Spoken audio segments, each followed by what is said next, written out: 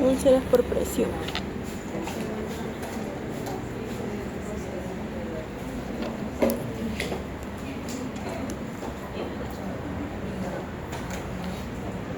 Vamos a ver úlceras por presión.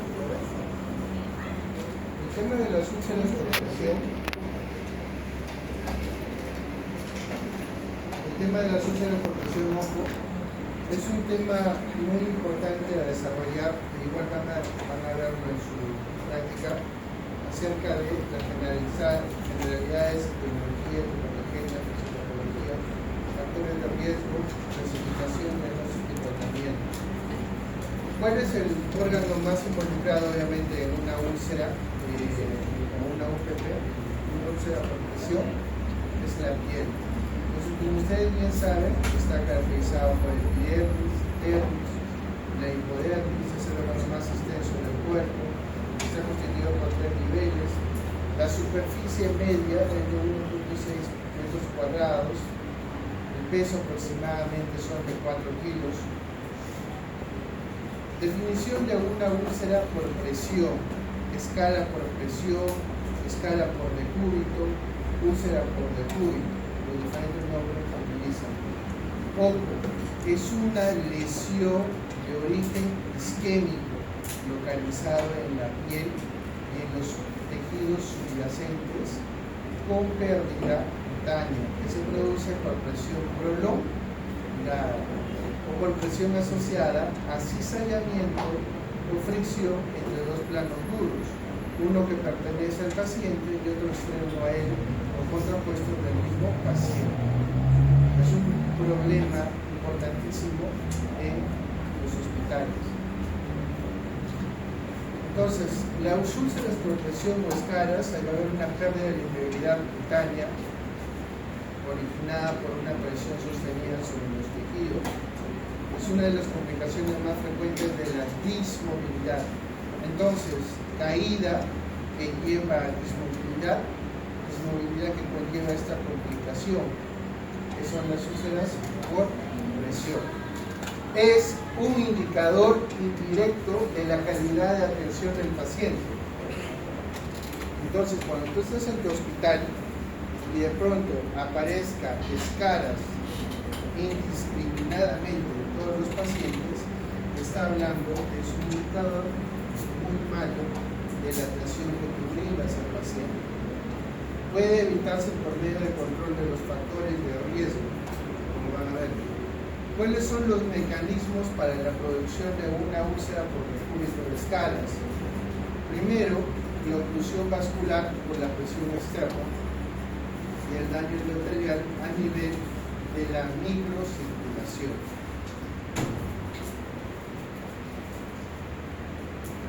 La epidemiología. ¿Cuál es la diferencia entre prevalencia e incidencia? Prevalencia es casos activos nuevos, incidencias Casos nuevos. Entonces la prevalencia, que ya tiene ya como existencia, como dice Lord, son 43 por 100.000 habitantes.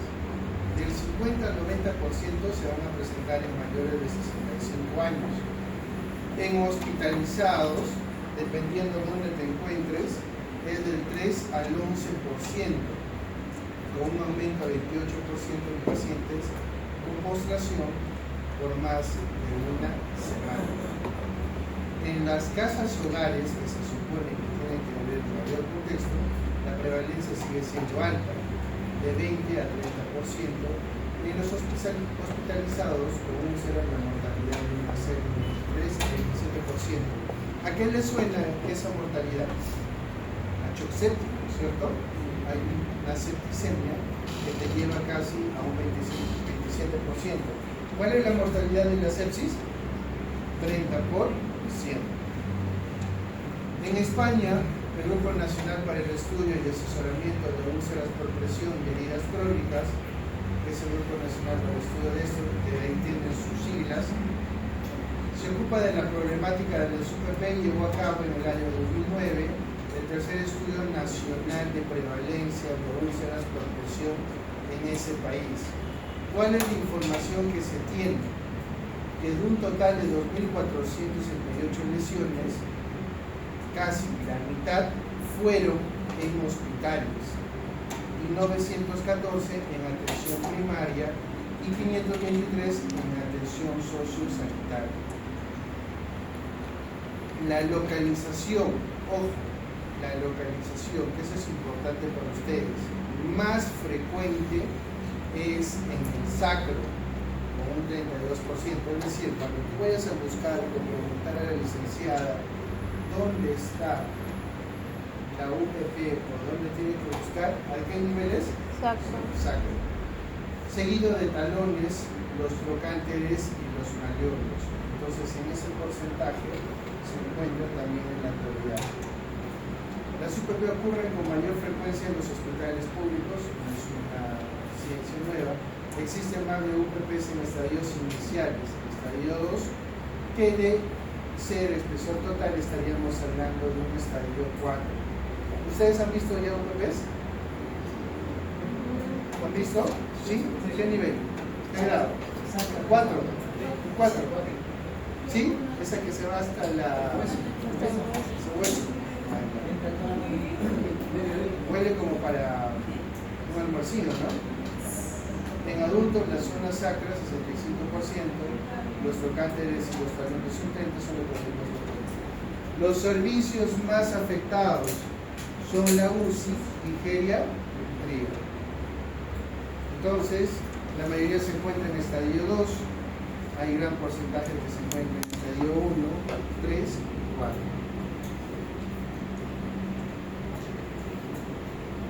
Conocer la hepatogenia. Este se ha dado por una combinación o sumatoria de factores tanto intrínsecos como extrínsecos, que se van a detallar a continuación. Factores extrínsecos, ojo, miren, no vaya a venir como parte de una teoría. Factores extrínsecos, presión, es decir, las medidas para yo evitar que haga una UPP tiene que ser mitigar la presión. Humedad, sequedad de la piel, por eso cuando tu familiar se encuentra hospitalizado, ¿qué le pide la técnica? Colchón de... Le pide su colchón en las caras para mitigar la presión. ¿Y qué más le pide? Cremas, le pide cremas para ver el tema de la sequedad de la piel. Eso es importantísimo. No sé si ustedes, nuevamente me voy al COVID, hasta se acabaron las cremas, porque los pacientes estaban todos intubados y ya todas las heces estaban aborrotadas y ya no había cremas en las gotitas cercanas al hospital.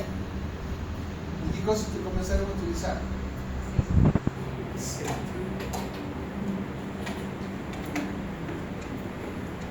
Aceite comenzaron a utilizar. Tracción. Todos los pacientes lo movilizan o se moviliza el paciente sin tracción, hay flexión, enfermedades asociadas a la inmunidad, la edad, el estado nutricional y la medicación. Si yo tengo un paciente de por sí postrado y le coloco benzodiazepinas, va a haber mayor presión y va a haber mayor contexto relacionado a ello. Entonces, cuando tú tienes a tu paciente en esa condición, hay que utilizar lo que dijo la doctora, que se utilizan colchones anti-caries. Bueno, ya como ustedes saben, hay diferentes tipos de camas. Las camas de área crítica, las camas que tenemos de manera no sé qué términos de referencia se utilizarán, pero muchas de ellas son restablecidas en los mismos hospitales nacionales. Están los de salud. Pero en las camas críticas, por ejemplo, en estos pacientes, el colchón, el tamaño del colchón y el diámetro está estudiado para que se evite este tipo de lesiones. Entonces, por ejemplo, el que ustedes tienen abajo en simulación, el colchón que se encuentra en shock trauma tiene un término de referencia que no tiene que ser más de 8 centímetros, generalmente de 5, y el grosor y la resistencia es diferente. ¿Por qué? ¿Por qué tan delgado? Porque tú te vas a lanzar encima CRCP y Y si es más no vas a colocar un colchón, ahí te vas a hundir con el paciente, ¿cierto? En cambio, el colchón que se encuentra en hospitalización, el grosor es diferente, directamente para un paciente ya que ya tiene otra dimensión, mayor a 10 hasta 15 centímetros, según la especificación técnica de cada uno que lo conoce. Entonces, los tejidos que se encuentran bajo su presión por el peso del cuerpo, este es el mecanismo: cama, colchón, la isquemia y sobre todo en un componente óseo. Entonces, este es el mecanismo por presión, y como ustedes logran ya están identificando sacra y talones. Los de fricción, el paciente constantemente por la misma posición se está yendo para hacia adelante o para atrás y lo están acomodando. Entonces esa fuerza genera fricción y lastima. Entonces, ¿por qué voy a estudiar esto? Porque tu paciente, por más de que tú quieres ser cardiólogo, no lo van a meter para su marcapaso si tiene una úlcera de presión contaminada. La anestesióloga que te bloquea sala solo porque no tiene la glucosa dentro de valores normales, no va a pasar un paciente con una úlcera sacra. Entonces tienes que mitigar ese contexto. Pero vino con bloqueo. Pues en un contexto de septicemia tú no vas a meter un dispositivo externo para que luego se lo esté retirando. ¿Te imaginas todo el problema que puede haber para evitar el contexto de la superficie? Entonces, esas fuerzas de cizallamiento transversales aparecen si una superficie adyacente se desplaza sobre el otro. Por ejemplo, la piel y el músculo, ¿no? Los músculos y el hueso. La humedad macera la piel aumentando la susceptibilidad a los anteriores factores. El estado nutricional o de hidratación, eso es importante, ¿no? Si el paciente se encuentra con un déficit proteico y encima no le das alimentación. La mayoría de los pacientes cuando ingresan a un hospital por condiciones críticas les dejan en NPO por lo menos 12 horas, o sea, no comen nada. ¿Por qué? Porque llega enfermo y si tú le das alimento lo vomita, se aspira en general. Pero eso, si no le haces un seguimiento y lo dejas al paciente porque está obstruido largo tiempo, o sea, no entras a sala, está obstruido. Si tú estás bajando de peso por no comer 2 días, imagínate un adulto mayor que está en un estado catabólico. Entonces, ese proceso tiene que mandarse inmediatamente a nutrición parente, teniendo en consideración los riesgos propios de este contexto. Pero no puedes tener a un paciente con déficit proteico hospitalizado. Calórico de zinc, vitaminas A y C se asocia con el desarrollo de alopecia. En ese paciente se ha aumento de los requerimientos proteicos y vitaminas. Por otro lado, la falta de hidratación de la piel favorece la formación de arrugas, degeneración de fosas tangenciales. La edad avanzada, como ustedes saben bien, la piel se encuentra mucho más laxa, disminuida en colágenos y fibras elásticas. Entonces todo eso lleva a ser un factor extrínseco para la propensión a ser enfermedades o factores asociados, que tengan diabetes, pues obviamente, que tengas hipotiroidismo, la piel también se ve afectada. El estado de coma y cirugías prolongadas también van a estar como factores asociados. Y acá viene algo importantísimo, fármacos. Distintos medicamentos van a generar el desarrollo de las úlceras por presión. ¿Cuáles? Los corticoides. Los esteroides aumentan la fragilidad cutánea y enlentecen el proceso de regeneración tisular. Eso ya lo hemos visto. Ustedes lo están sabiendo por cirugía. Los simpático-miméticos y las drogas vasoconstrictoras pueden generar una disminución de la perfusión tisular periférica. Paciente que se encuentra crítico, ¿cuál es la primera droga que se utiliza para mejorar la presión? Noradrenalina. ¿Dónde actúa la noradrenalina? ¿En los receptores alfa o en los receptores beta? Alfa. ¿En los? ¿Dónde? En los alfa. Entonces, si hace vasoconstricción, ¿de dónde crees que el cuerpo va a sacar toda la sangre para llevarlo al cerebro y al del músculo cardíaco de la piel. Por eso el paciente se vuelve marmóreo y también en la parte espláncnica. Entonces, de todos los intestinos dejan de tener una adecuada irrigación. Entonces, mayor propensión a hacer lesiones de úlceras o lesiones. Por eso la casuística es muy alta en la UCI y en las unidades críticas. El aporte de oxígeno, elemento básico para el trofismo de dermis. Los fármacos citotóxicos. Un paciente que se encuentra en quimioterapia, hospitalizado, obviamente es el peor contexto para tener una UPB. Ojo, esto es pregunta de algún examen. Sobre todo lo último, los pacientes con trastornos inmunitarios, VIH, tuberculosis, y sobre todo los pacientes que tienen una neoplasia. ¿Qué otros fármacos? Los sedantes e hipnóticos, así como los fármacos para el tratamiento del dolor crónico favorecen la inmovilidad. ¿Cuáles son esos? Por ejemplo, la carbamazepina, ¿no? Y la pregabalina generan también un contexto de disminución del sensorio. Ok. Como ustedes logran ver, este proceso de formación de las úlceras por presión estaba básicamente indicado por estos procesos de cizallamiento, de presión, de factores extrínsecos e intrínsecos. Hay un aplastamiento de los tejidos blandos entre dos planos, en este contexto de la figura del plano de la piel con la superficie y del propio plano muscular con respecto al hueso o a la parte ósea. Ojo, las prominencias óseas del propio paciente y una superficie externa por un tiempo prolongado. ¿Y a qué le llaman ese tiempo? Entre 2 y 4 horas. Entonces, en tu RP, ¿qué cosas has visto para disminuir lo que es ese contexto? Movilización del paciente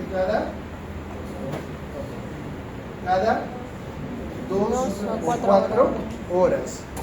Generalmente lo colocan cada 2 horas en la parte de la UCI y 4 horas en la parte hospitalaria.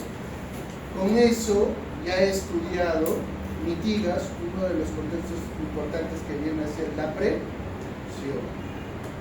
Entonces, en tu RP tienes que colocar movilización del paciente cada 2 horas a una compresión que excede la presión capilar normal que vendría a ser 22 milímetros. Esta presión ocasiona un bloqueo sanguíneo girando el isquemia, que ya lo hemos visto, y suele ocasionar trombosis venosa, muerte celular y también arterial.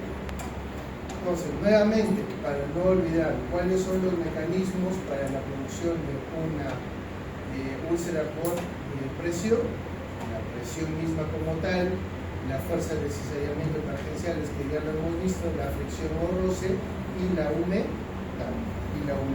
Todos ellos dentro del contexto de la mitigación, movimiento del paciente cada 2 horas, evitar estos desplazamientos innecesarios, sentar al individuo, nunca estar echado, sentar al individuo, elevar la cabecera de la cama. Por eso tú colocas ahí cabecera 30 grados, cabecera 45 grados. ¿Han visto un RP? ¿Cierto? Pero o sea de área crítica. Cabecera 30 grados, cabecera 45 grados. Lavado de cavidad bucal con clorexidina cada 8 horas. ¿Qué más? Movilización del paciente cada 2 horas. ¿No? Y todos los cuidados netamente de la piel. Viene el comité de úlceras por presión que está generalmente liderado por las enfermeras, y todos estos 4 factores lo mitigan. Por eso tienen una lista de solicitudes familiares. Están pidiendo sus colchones antiescara, están viendo el tema de fricción o roce y sobre todo de la humedad. Con los baños, el paciente lo baña cada cierto tiempo. Ok, entonces estos factores de riesgo que para venir a preguntar examen, ¿cuáles son?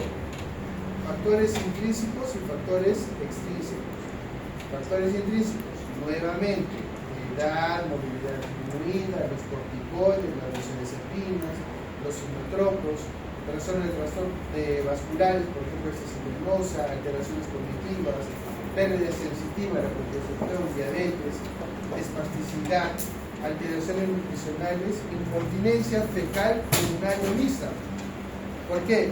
Porque el paciente va a estar con una úlcera sacra. ¿Y dónde se encuentra la área más contaminada? En la región genital sacra. Entonces el paciente,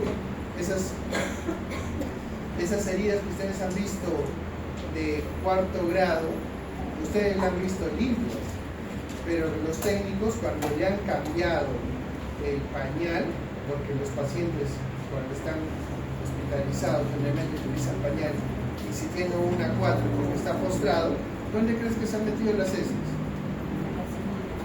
A la úlcera. Dentro de la lesión.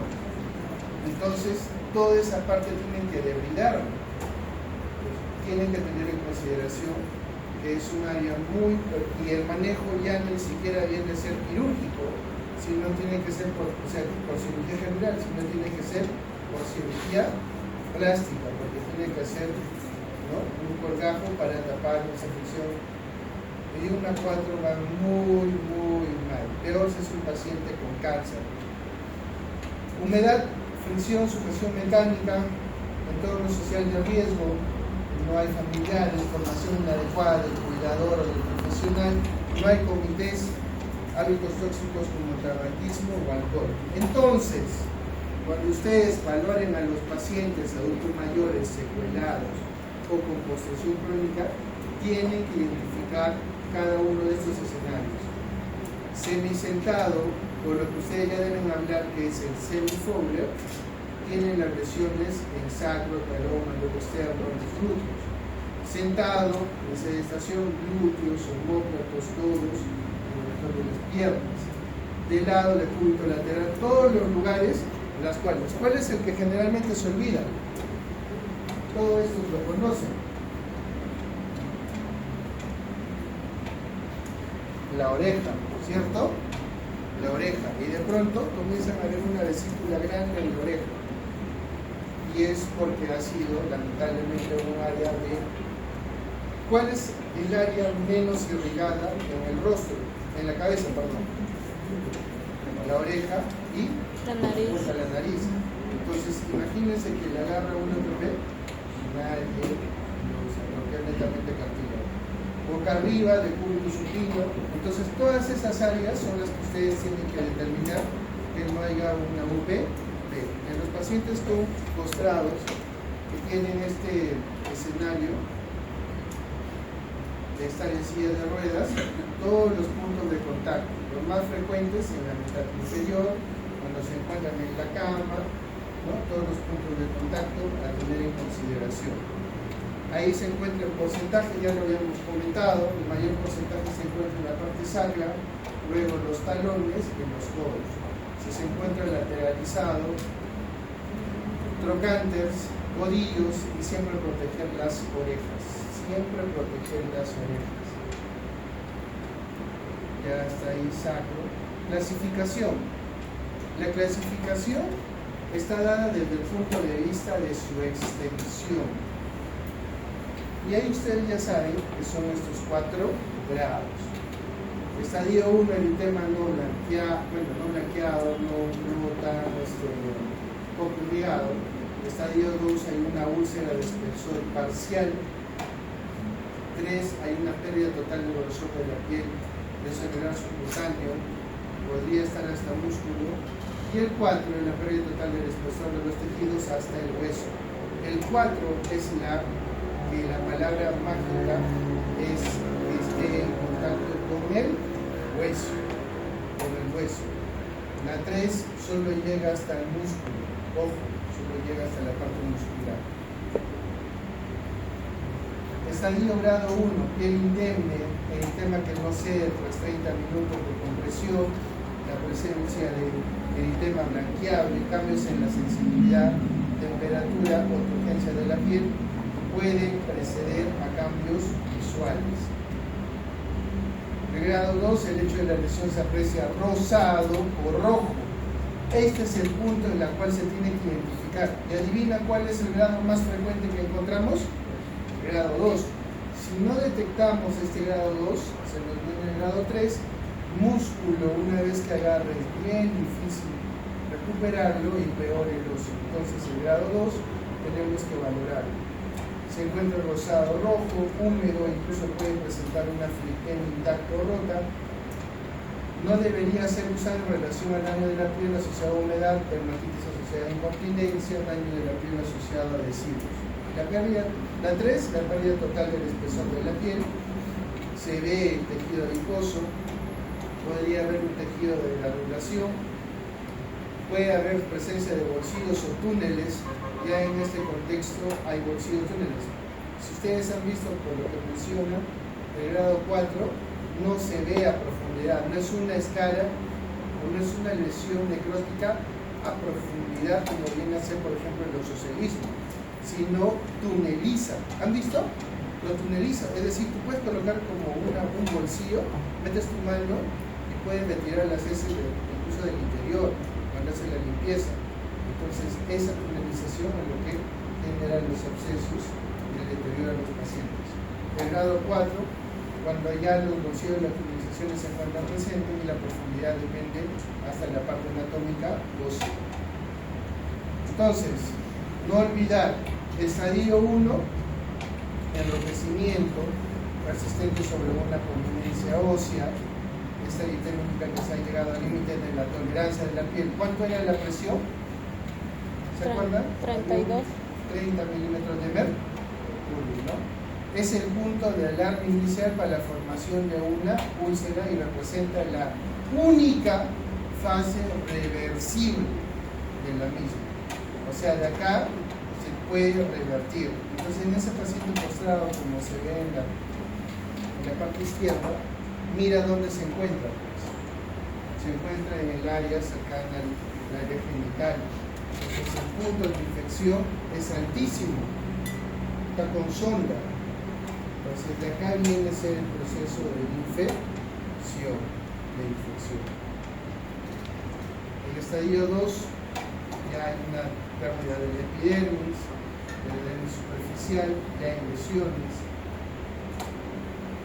En el estadio 3 ya pasa el tejido subcutáneo, ya hay secreción purulenta, hay fibrina, se pueden formar los bolsillos, algunos ya invaden el músculo, sobre todo en esta región. Grado 4, de destrucción tisular incluyendo músculo y hueso. Se forman los bolsillos, hay llegada al hueso.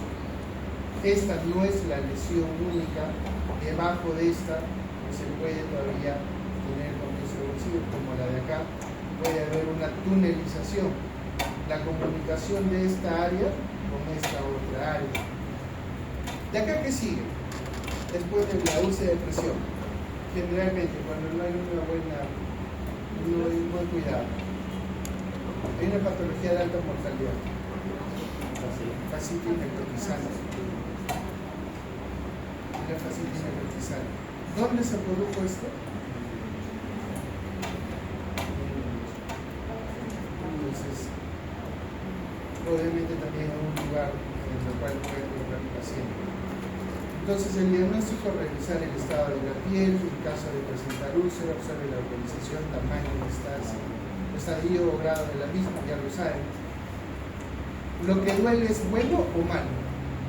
Bueno, ¿no? Cuando tú ves la piel, porque está doliendo porque todavía hay sensibilidad, hay nervios, hay receptores, pero cuando la piel ya no duele, ya no es un buen signo porque ya no se encuentra frente a un área necrótica.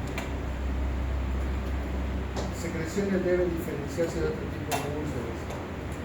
Entonces, dentro del conjunto de valoración integral del paciente, hay que valorar el cuidado nutricional, cuidado de la piel, de la humedad, manejo de la presión y educación sanitaria, la limpieza. ¿Quiénes hacen todo este proceso de limpieza? ¿Quiénes son los involucrados acá a que no aparezcan las úlceras por presión? El personal técnico y el personal de enfermería, porque tendrían que estar movilizando cada 2 horas, 4 horas. Los familiares. El otro contexto está relacionado a la educación sanitaria, donde es la limpieza. Cómo se tiene que hacer el proceso de la limpieza, porque si no le cambian, no están en la perspectiva de la valoración y el uso de pañales, todo el material fetalodeo ingresa a estas heridas y obviamente va a progresar muy mal. ¿Cómo tienen que documentar la herida? Bueno, antes no le daban, siempre le daban importancia, pero cuando había otras premisas, por ejemplo, un ACV, ahora pues ustedes saben, ¿no? Un traumatismo craneoencefálico, colocan sensores para medir la pica, ¿cierto? Hacen microdiálisis del líquido cefalorraquídeo, hacen Doppler transcraneal, hacen visualización del nervio óptico con eco. Entonces, todos esos procesos que le llaman neuromonitoreo, todos los médicos se van para esa parte, neuromonitoreo. Y la piel no le prestan contexto. Los problemas legales son cuando en tu historia clínica no has colocado que tiene úlceras por presión. Porque tú le salvas al paciente y se lo entregas al familiar. Y el familiar ve que tiene úlceras por presión, ¿es un indicador de adecuado manejo? No. Si tú le has informado que durante su hospitalización ya tenía úlceras por presión, es otra cosa, el paciente ya sabe y se lo lleva. Pero si tú en tus evoluciones se te ha pasado porque no has hablado con el técnico de enfermera acerca si presentaba o no, luego cuando tú le digas a su familiar después de un mes que nadie le ha informado que tiene una úlcera por presión y que tiene que entrar a la sala por plástica, los familiares te demandan, porque la culpa lo tienen los que han estado cuidando al paciente y encima que le brindas mala información. Escalas para determinar probabilidades de que pueda haber un EPP, acá la tienen, lo manejan bastante, miren, lo maneja bastante ahí tu equipo turquesa, escala de Norton, es el que colocan ahí en las camas. Tú ves la cama, el paciente, y ahí tiene riesgo de caídas y tiene riesgo de UPP. La escala para la valoración de riesgo de caídas es una, que las van a ver ustedes cuando estén con los pacientes, y la escala de riesgo por presión es la de Norton. Y ahí utilizan esto y van llenando, es una pizarrita que van llenando, colocan 4, 3, 2 y cada una de ellas tiene ese significado. Es bueno, débil, malo, muy malo, es como si fuera una escala de McLaren. Lo llevan a puntuación que va entre 5 a 20 puntos. 5 puntos, una condición física que está aumentando movilidad, actividad y continencia. Índice de 12 o menos, muy alto riesgo de escalas o úlceras en formación. Índice de 14 o menos, riesgo evidente de úlceras en posible formación. Entonces siempre van viendo y modificando en cada baño, en la cama del paciente, en la pared se encuentra la escala de Norton, para que lo tengan en consideración. También se encuentra la escala de Braden. Esa escala de Braden, ¿dónde la van a encontrar? En la historia del paciente. Ellos, la de Norton la pueden utilizar o la de Braden, pero utilizan generalmente la de Norton por ser más fácil. Es casi como si fuera una escala de más largo. La de Braden la tienen en su seguimiento, en sus hojas, en sus sábanas. ¿Y qué van a ver? Van a ver todo esto, que es un poco más sensible, mucho más específico. Estos factores: percepción sensorial, humedad de la piel, movilidad, nivel de funcionalidad, ingesta nutricional y fuerzas de fricción. Entonces, con ellos sacan sus valoraciones: alto riesgo menor de 12 puntos, riesgo bajo de 15 a 18 puntos. Todo eso se maneja. Entonces, conocen la fisiopatología, conocen la problemática y las escalas de prevención. Recuerden que todo es prevención en este contexto. Medidas preventivas, que es lo mejor: hospitalizas al paciente y si es un adulto mayor de 65 años, 60, haces tu valoración geriátrica. Y te vas a lo que vienen a ser los cuidados para evitar este este tipo de lesiones. Cambios de posición cada 2 horas, si se encuentra en decúbito, sentar al paciente fuera de cama por un tiempo menor de 2 horas, es decir, los siguientes por un cuarto vertical, higiene corporal, por eso el paciente lo para bañando. ¿Cuántas veces lo bañan a los pacientes? No le crean a la prensa. ¿Cuántas veces bañan al paciente?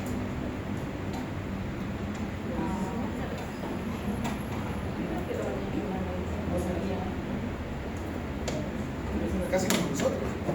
Vale. Se entregan entre turnos, sería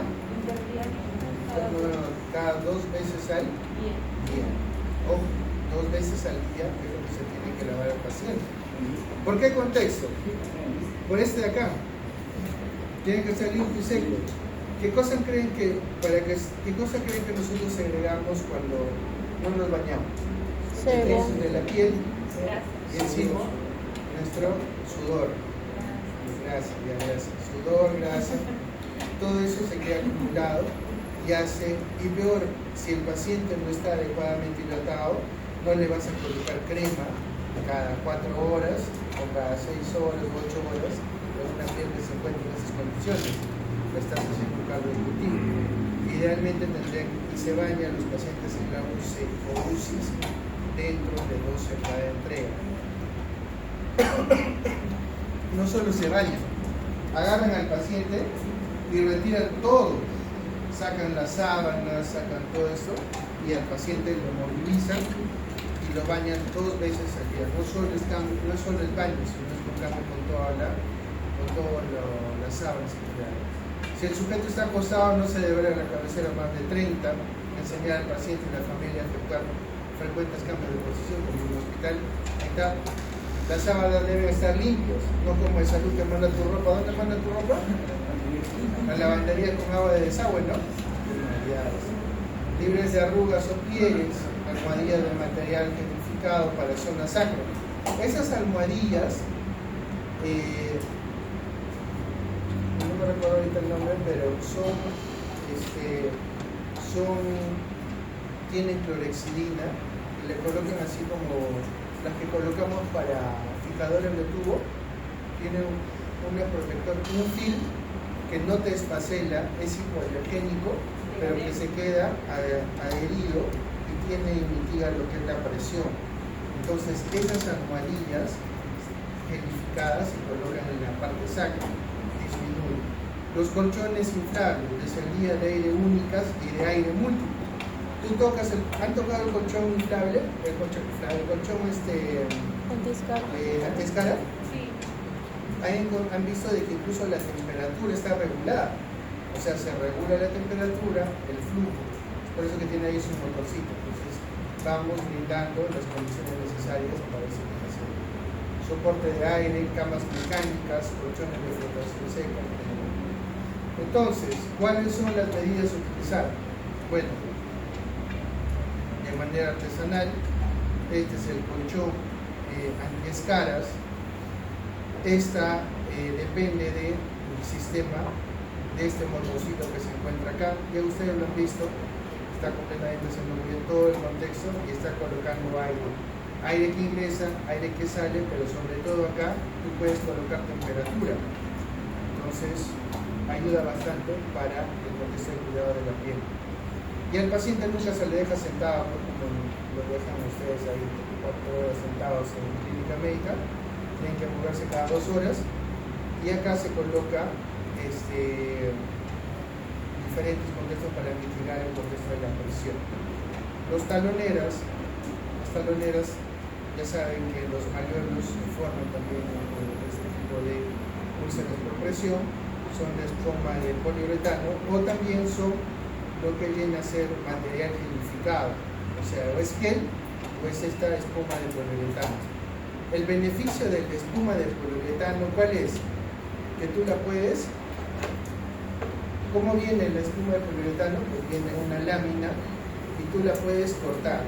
Entonces, si tú quieres hacer esto, haces un cuadrado y simplemente formas como si fuera un embudo y vas dándole la forma, y así es como le hacen para la talonera.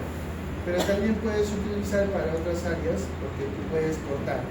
Para que no se mueva esto, porque obviamente esta puede salirse del contacto con el paciente, le colocan un apósito transparente encima, esos grandes, y los pegan. Entonces ya hay un mecanismo de sujeción a esta espuma del poliuretano. Ojo, pH neutros muy irritativos, no vas a pedir cualquier tipo de cuidados en la piel con respecto al jabón.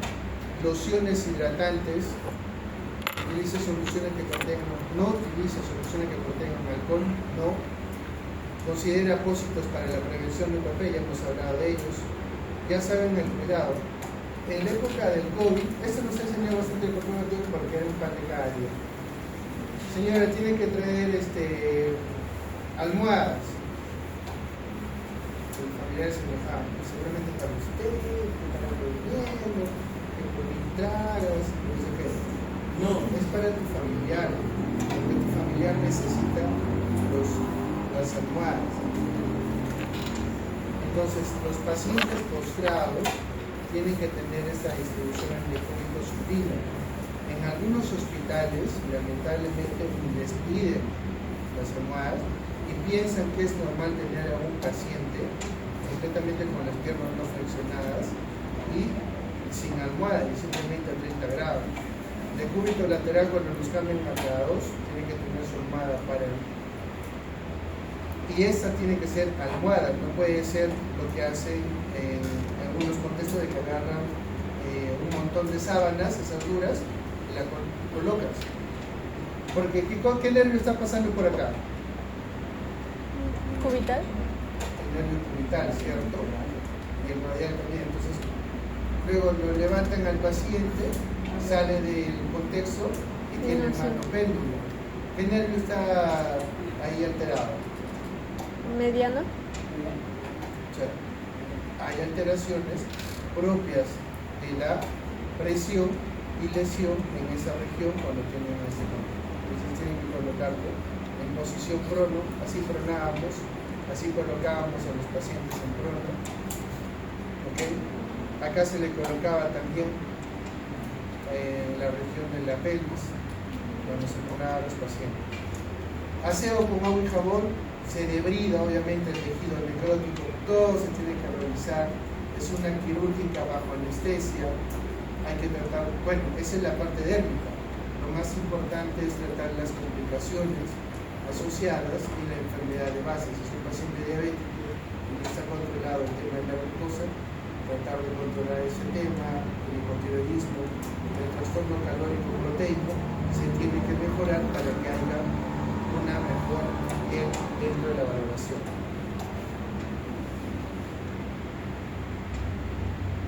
Bueno, dato importantísimo, ¿cuántas bacterias hay en un centímetro cúbico, en un centímetro cuadrado de la piel? ¿Quién lo googlea? Yo lo voy a googlear por ustedes. ¿Cuánto hay? Ahí lo está haciendo.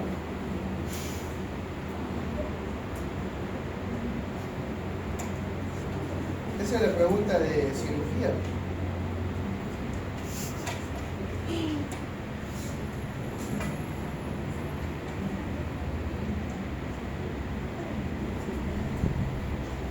En un centímetro cuadrado de piel hay hasta 1000 a 1.000.000 de bacterias. Por eso la limpieza prolija de la piel cuando se hacen las cirugías o cuando se hace el lavado de mano, porque hay un montón de bacterias. Entonces, para ello hay que utilizar diferentes contextos para mitigar estos cuadros. Entonces podemos tener e evitar lo que es la contaminación, la colonización, una colonización crítica, una infección localizada y una infección sistémica. Y acá viene el tema. ¿Qué es colonización y qué es infección? Por ejemplo, doctora, por ejemplo, hay una úlcera, le haces un cultivo de la secreción, lo llevas, y tú ves que los marcadores del hemograma están 5.000 de leucocitos, PCR negativo, hay un trasudado, pero encuentras estafilococo meticilino resistente. ¿Está con colonización o está con infección? Pero hay secreción, ¿no? Con fibrina y demás. ¿Qué es? ¿Colonización o está infectado? Le metemos antibiótico. Colonización.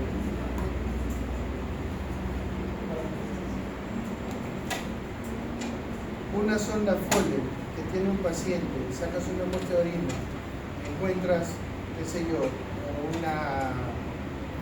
una ble, pero no hay marcadores infecciosos leucocitos. Es muy poco raro, leucocitos, no hay absceso, renales, nada. ¿Qué cosa es? ¿Una colonización? O lo más frecuente, encuentras cándida albicans en la zona Foley, en el examen de es colonización. O sea, vas a encontrar la bacteria, pero no está produciendo Infección. un daño a la economía. Pero hay un punto de corte que ya se vuelve, ¿no?, crítico en cantidad y sobre todo en algunos escenarios. Si lo queremos asociar a ello, por ejemplo, infecciones urinarias en gestantes, ¿qué más? Infecciones en pacientes diabéticos sin control de manejo adecuado, ya una colonización crítica tendría que recibir un tratamiento, o sea, ya se toma intervenciones. Una infección localizada o una infección sistémica tiene que recibir una intervención. En cambio, solo cuando se encuentra en una contaminación o una colonización, se hace una vigilancia.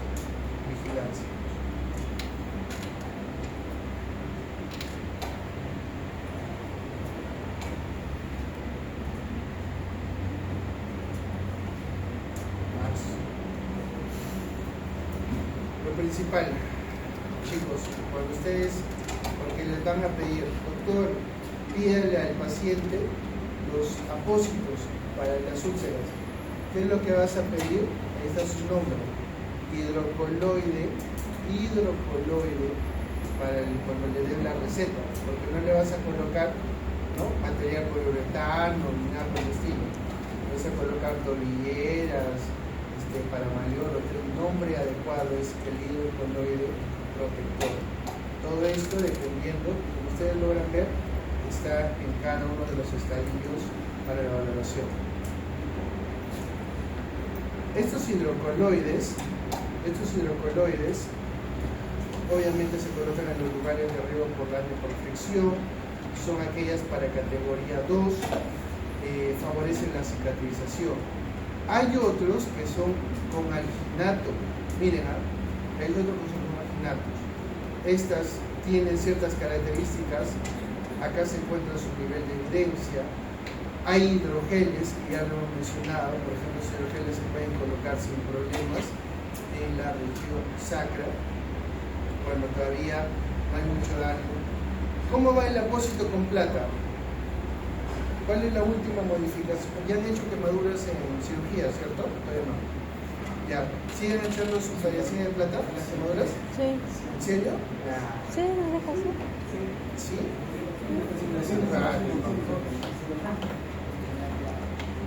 ¿Y cómo va su variación de plata y quemadura? ¿Va o no va? ¿Sí va? ¿Cómo va la evidencia? ¿Ayuda a la cicatrización?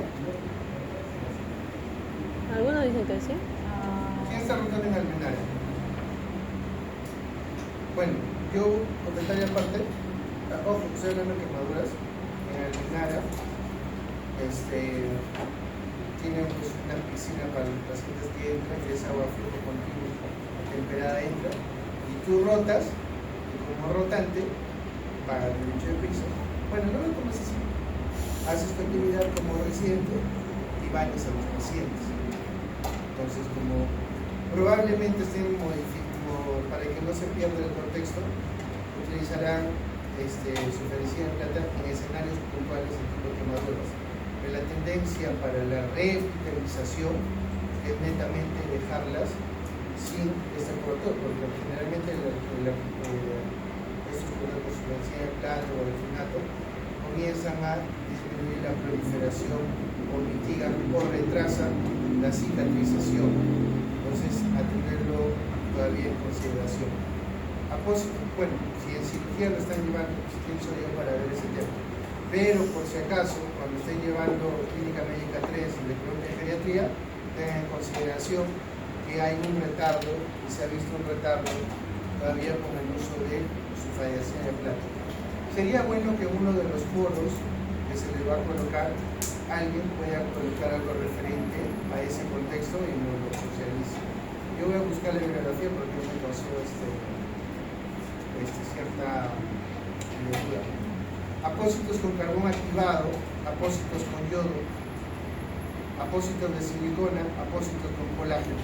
Los más utilizados, tanto por precio y por evidencia, son hidrocoloides, alginatos, hidrogeles, ¿no? Dentro de la valoración del uso de los pacientes. Acá tienen más o menos los hidrocoloides, cuál es su objetivo. Se ponen en fase de granulación y con escaso moderado exudado. Ahí le puedes colocar. Los alginatos contraindicados en heridas secas y su uso con yodopovidona yodada. Pomadas, ¿no? Por ejemplo, la sulfadiazina, ¿en qué contexto se podría aplicar? En herida o encendida sobre gasas, no solo fisiológico cuando la herida está limpia. Habría que tenerlo en consideración. Pomadas de corticoides. Acá sí quiero, para los que no han venido a clase, acá sí vamos a colocar. ¿Se coloca betametasona de manera crónica en la piel de una persona? No. ¿Cuáles son las complicaciones que pueden generarse con la betametasona en la piel? Hiperpigmentación y disminución de lo que viene a ser el proceso de revitalización. Por eso corticoides en la piel no van de manera adecuada. ¿Cómo va con respecto a suero salino al 20% cuando hay una lesión? ¿Por qué buscan esto? Pues, ¿han escuchado de colocar azúcar en la piel? Sí. Sí. El mismo mecanismo se utiliza con el suero salino hipertónico al 20%. Miel. ¿A quién lo bañaron de miel? No, no estoy preguntando a ustedes, sino que en la historia, ¿a quién lo han bañado con miel? Ya se miraba ustedes.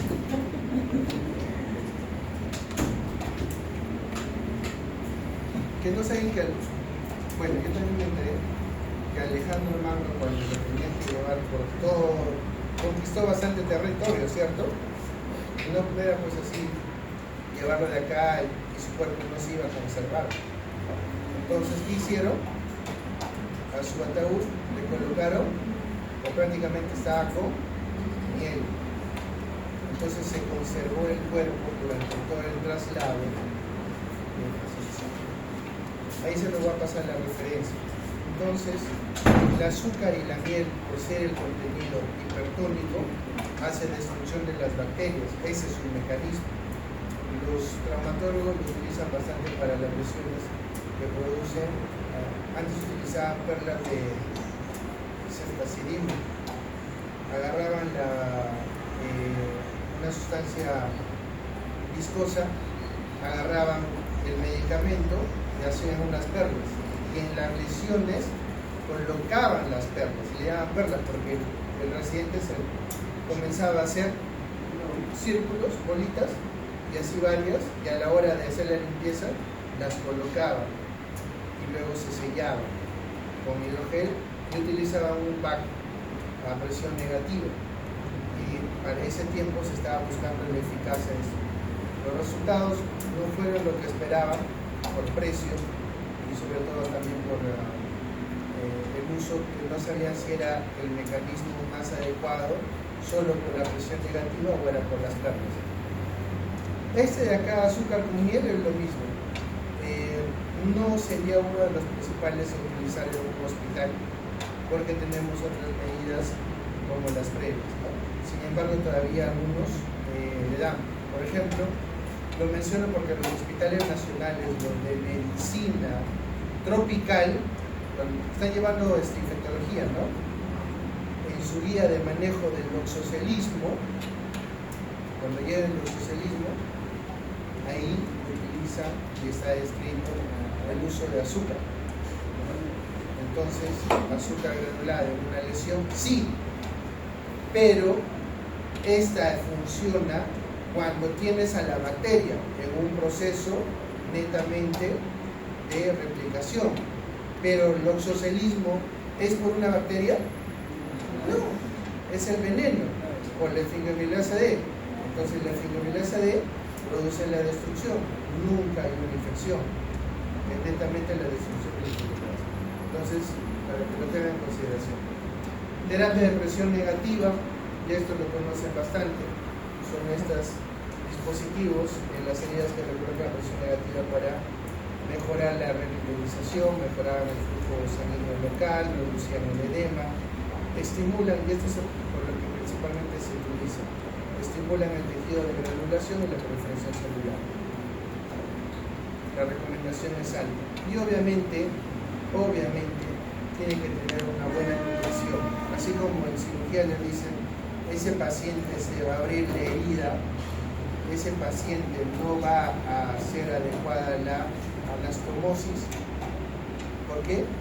Por la hipoalbuminemia. Si el paciente en el tejido, igual va a ocurrir en la herida. Si no tiene buena alimentación, no va a haber. Entonces su requerimiento calórico aumenta del que tú tienes en base hasta incluso de un paciente crítico, de 30 a 35 kilocalorías por kilo al día, con una necesidad de proteínas de 1.25 a 1.5 gramos por kilo al día, de proteínas, estamos hablando.